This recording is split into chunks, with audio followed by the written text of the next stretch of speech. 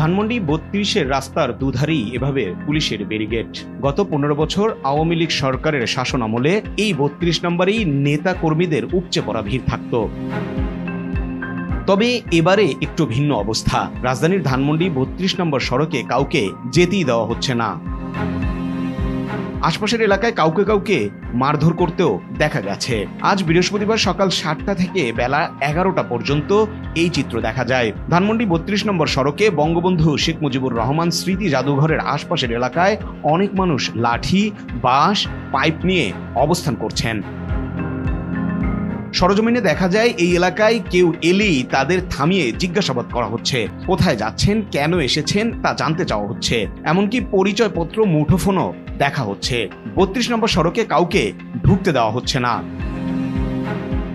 এই এলাকায় কখনো কাউকে ধাওয়া দিতেও দেখা গেছে, জটলা পাকিয়ে কাউকে মারধর করতেও দেখা গেছে।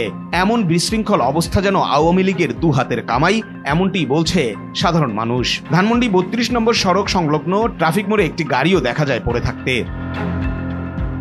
আজ ১৫ই আগস্ট, বঙ্গবন্ধু শেখ মুজিবুর রহমানের মৃত্যুবার্ষিকী। ১৯৭৫ সালের এই দিনে একদল বিপদগামী সেনা সদস্য ধানমন্ডি ৩২ নম্বর সড়কের এই বাড়িতেই বঙ্গবন্ধুকে নির্মমভাবে সপরিবারে হত্যা করে। আওয়ামী লীগ সরকারের গত প্রায় ১৫ বছরের শাসনকালে প্রতি বছর ১৫ই আগস্টে বহু মানুষ ধানমন্ডির ৩২ নম্বরে আসতেন বঙ্গবন্ধুর প্রতি শ্রদ্ধা জানাতে। তবে এবার তা ভিন্ন অবস্থা রূপ নিয়েছে। ছাত্র জনতার আন্দোলনের মুখে ৫ আগস্ট শেখ হাসিনা সরকারের পতন ঘটে। শেখ হাসিনা দেশ ছেড়ে ভারতে চলে যান। এদিন ৩২ নম্বরের এই বাড়িতে আগুন দেওয়া হয়, পুড়ে ধ্বংসস্তূপে পরিণত হয় বাড়িটি।